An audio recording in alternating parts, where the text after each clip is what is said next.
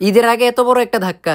যাই হোক, পুরুষ মানুষদের জন্য এগুলো ব্যাপার না। আপনারা অনেকেই জানেন আমার 15 প্রো ম্যাক্সটা চুরি হয়ে গেছে। ওইটার চিন্তা বাদ দিয়ে সোজাসুজি কিনতে চলে এলাম 16 প্রো ম্যাক্স। আসলে 15 প্রো ম্যাক্সটা ছিল আমার ইমোশন। আমি দীর্ঘ 8 থেকে 9 মাস 15 প্রো ম্যাক্সটা ইউজ করছি। চাইলেই কিন্তু আমি 15 প্রো ম্যাক্সটা সেল দিয়ে 16 প্রো ম্যাক্স নিতে পারতাম, বাট আমি নেই শুধুমাত্র একটি কারণে, কারণ 15 প্রো ম্যাক্সটা আমার কাছে অনেক অনেক ভালো লাগতো। 15 প্রো ম্যাক্স চুরি হওয়ার পর আমি আবারও চিন্তা ভাবনা করছিলাম সেই আগের মতো আমি 15 প্রো ম্যাক্সই কিনবো, কিন্তু আমি 15 প্রো ম্যাক্স না কিনা 16 প্রো ম্যাক্স নিয়ে নিছি, কারণ আমার কাছে 15 প্রো ম্যাক্সটা কেমন জানি অভিশপ্ত মনে হইতেছিল। যাই হোক, অনেকক্ষণ যাবত আমার মোবাইল আনবক্সিং করা দেখলেন এবং কি আমার কথাগুলো শুনলেন, কিন্তু বিশ্বাস করেন ভাই, মোবাইল আনবক্সিং করতে যে একটা মজা, ওই মজাটা আমার ওই দিন লাগে নাই। কারণ আমার বারবার 15 প্রো ম্যাক্সের কথাই মনে পড়তেছিল। আমি কখনো ভাবি নাই আমার সামনে আমার হাত থেকে আমার ফোনটা এইভাবে চুরি হয়ে যাইব। তারপরে মনে মনে ভাবি যাক, আল্লাহ যা করে ভালোর জন্যই করি। আমি আপনাদেরকে একটা কথাই বলবো, রাস্তাঘাটে চলাচল করার সময় আপনারা সবসময় সাবধান থাকবেন, কারণ ফোনটা বড় কথা না, ফোনের ভিতরে যে ডকুমেন্টস গুলো থাকে ওইটাই বড় কথা। আর আমার ওই ফোনের অ্যাকাউন্ট গুলো এই ফোনে আনতে আমার অনেকটাই কষ্ট হয়েছে, আর ওই ফোনে আমার যতগুলো ডকুমেন্টস ছিল আমি একটাও কালেক্ট করতে পারিনি। যাই হোক গাইজ, অবশেষে আমার ফোন কিনা শেষ এবং কি ফোনের ভিতরে যাবতীয় যা যা লাগানোর দরকার ছিল সবকিছু লাগাই ফেলছে।